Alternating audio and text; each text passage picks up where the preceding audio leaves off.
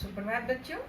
तो चलिए आज का हम पाठ पढ़ते हैं और इस पाठ से हम सीखते हैं कि जीवन में हमें हमेशा सच्चाई, ईमानदारी और हिम्मत और साहस से काम करना चाहिए। तो आज हम पाठ 5 पढ़ेंगे, डॉक्टर मुत्तुलक्ष्मी रेड्डी। बच्चों, इस पाठ से हमें सीख मिलती है कि महिला उत्थान, संघर्ष, लगन, सामाजिक कुरीतियों का उन्मूलन, चिकित्सा के क्षेत्र में विकास, समाज सेवा और परोपकार की भावना का उजागर होती है। समाज में महिलाओं की दशा सुधारने और उन्हें शिक्षा का अधिकार दिलाने के लिए किए गए डॉक्टर मुत्तुलक्ष्मी रेड्डी के प्रयास आज भी बहुत प्रेरणाप्रद हैं। प्राचीन समय से लेकर अब तक महिलाओं की स्थिति में क्या बदलाव आया है, कुछ सफल भारतीय महिलाओं और उनके कार्य क्षेत्र की यहाँ पर हम चर्चा करेंगे। उसमें डॉक्टर मुत्तुलक्ष्मी रेड्डी का जीवन बहुत ही संघर्षमय था, लेकिन उन्होंने लगन और हिम्मत से काम किया। आज वो सभी की प्रेरणा स्रोत बन गई हैं। बच्चों, यदि हमारे मन में एक दृढ़ निश्चय है तो हम कोई भी कार्य आसानी से कर सकते हैं। यह पाठ चिकित्सा के क्षेत्र में स्नातक की उपाधि पाने वाली प्रथम भारतीय महिला डॉक्टर मुत्तुलक्ष्मी रेड्डी के जीवन के बारे में है। इनका जन्म 30 जुलाई 1886 को तमिलनाडु की रियासत पुट्टुकोट में हुआ। इनके पिता महाराजा कॉलेज के प्राचार्य थे। वे विद्वान तो थे ही, दृढ़ चरित्र और कठोर अनुशासन प्रिय होने के साथ साथ ही स्वतंत्र विचारों के भी व्यक्ति थे।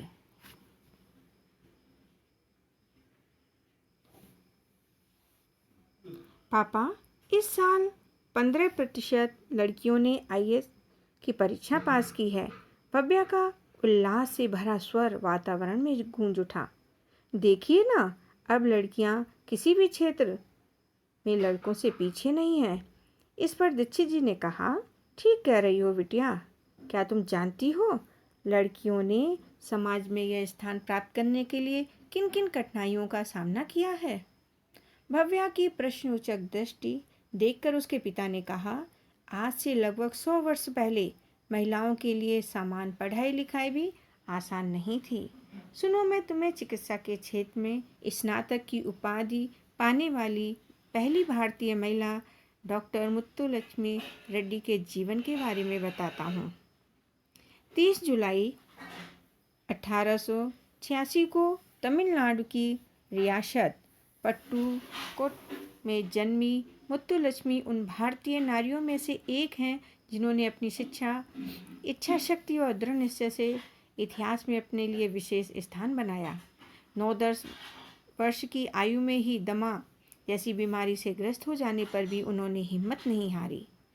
यह वह समय था जब लड़कियों को पढ़ाने का चलन नहीं था। मुत्तुलक्ष्मी के पिता महाराजा कॉलेज के प्राचार्य थे। वे विद्वान व्यक्ति थे। जब पुद्दुकोट के दीवान साहब ने लड़कियों की शिक्षा के लिए प्राथमिक पाठशाला की स्थापना की तो मुत्तुलक्ष्मी को पर्दे वाली गाड़ी में बैठकर पाठशाला जाने की अनुमति मिल गई।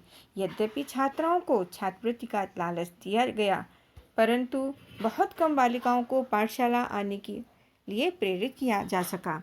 स्वयं मुत्तुलक्ष्मी के पिता ने उसके अध्यापक से कहा था, मैं चाहता हूँ कि मेरी बच्ची धोबी और दूध का हिसाब लिखने लायक पढ़ लिख जाए।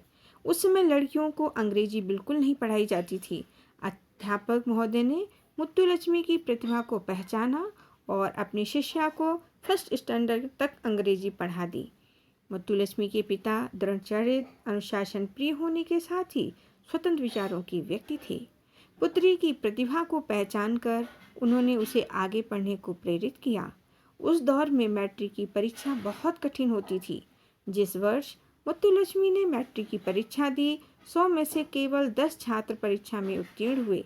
मुत्तुलक्ष्मी उनमें अकेली लड़की थीं। इंटरमीडिएट की परीक्षा पास करने के पश्चात वे आगे पढ़ना चाहती थीं, परंतु दमा रोग का प्रकोप बढ़ गया था।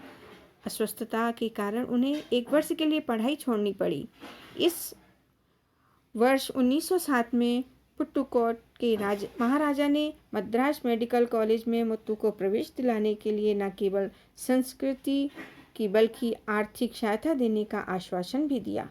बीमारी के कारण मुत्तुलक्ष्मी रात रात भर जागती। परिवार वाले पढ़ाई की ओर से उन्हें हतोत्साहित करते थे, परंतु मुत्तुलक्ष्मी के अच्छे परीक्षा फल ने सबका मुंह बंद कर दिया था। तीसरे और चौथे वर्ष में शैल चिकित्सा सर्जरी में उसके 100% अंक देखकर तो सबका मुंह खुला का खुला रह गया। वर्ष 1912 में मुत्तुलक्ष्मी डॉक्टर बन गई। उन्होंने सर्जरी में विशेष योग्यता पाई थी। किसी भारतीय विश्वविद्यालय से चिकित्सा के क्षेत्र में स्नातक की परीक्षा पास करने वाली मुत्तुलक्ष्मी पहली महिला थी। मुत्तुलक्ष्मी की पहली नियुक्ति मद्रास में एग्मोर के महिला एवं बाल रोग अस्पताल में सर्जन के रूप में हुई। वर्ष 1913 में किंग जॉर्ज अस्पताल के सर्जन डॉक्टर सुंदर रेड्डी से उनका विवाह हुआ। वर्ष 1925 में महिला एवं बाल रोगों के क्षेत्र में उच्च अध्ययन के लिए भारत सरकार की छात्रवृत्ति पर उन्होंने पहली विदेश यात्रा की। जून 1926 में पेरिस में हुए अंतर्राष्ट्रीय महिला सम्मेलन में डॉक्टर मुत्तुलक्ष्मी ने भारतीय महिलाओं का प्रतिनिधित्व किया। उसी वर्ष स्वदेश लौटकर वे मद्रास विधान परिषद की सदस्य निर्वाचित हुई।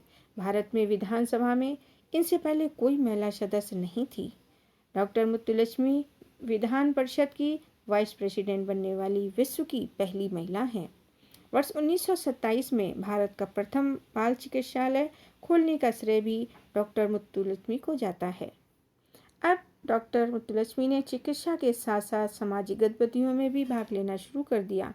इसी दौरान श्रीमती सरोजिनी नायडू और अन्य बड़े बड़े नेताओं से भी उनकी भेंट हुई। विधायक के रूप में समाज सुधार के कार्य करते समय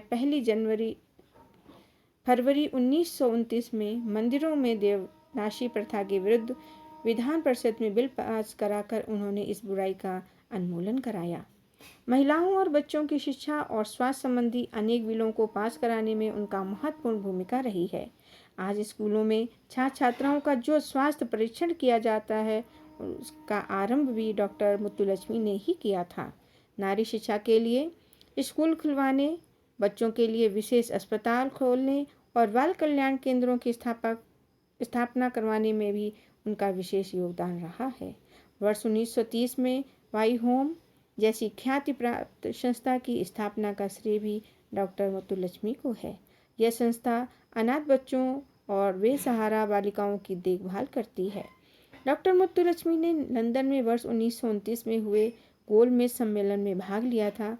उनके साथ अन्य 2 महिला प्रतिनिधि थीं, राजकुमारी अमृत कौर और बेगम शरीफ हमीद अली। नमक सत्याग्रह के दौरान महात्मा गांधी को जेल भेजे जाने और महिलाओं पर पुलिस द्वारा किए गए अत्याचारों के विरोध में उन्होंने मद्रास विधान परिषद का उपाध्यक्ष पद छोड़ दिया था।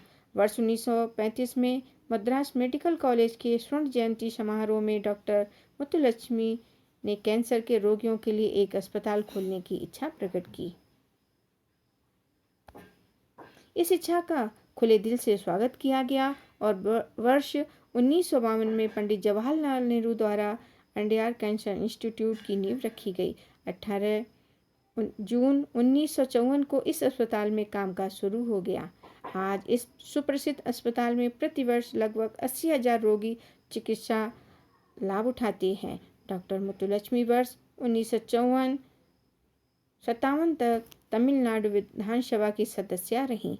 चेन्नई नगर निगम कॉरपोरेशन की एल्डर वुमेन भी रहीं। 22 जुलाई 1968 को इनका स्वर्गवास हो गया।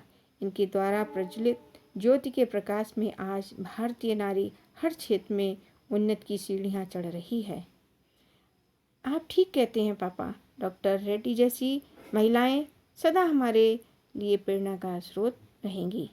कुछ सोचते हुए भवा ने कहा, आओ फिर से दिया जलाएं, आओ फिर से दिया जलाएं, भरी दोपहरी में अंधियारा, सूरज परछाई से हारा, अंतरतम का नेह निचोड़े, बुझी हुई बाती सुलगाएं, आओ फिर से दिया जलाएं, हम पड़ाव को समझे मंजिल, लच हुआ आँखों से ओझल, वर्तमान के मोहजाल में आने वाला कल न भुलाएं।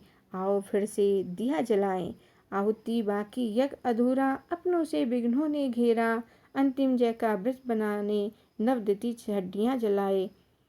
आओ फिर से दिया जलाएं, आओ फिर से दिया जलाएं। ये सुंदर पंक्तियाँ अटल बिहारी वाजपेयी द्वारा रचित हैं।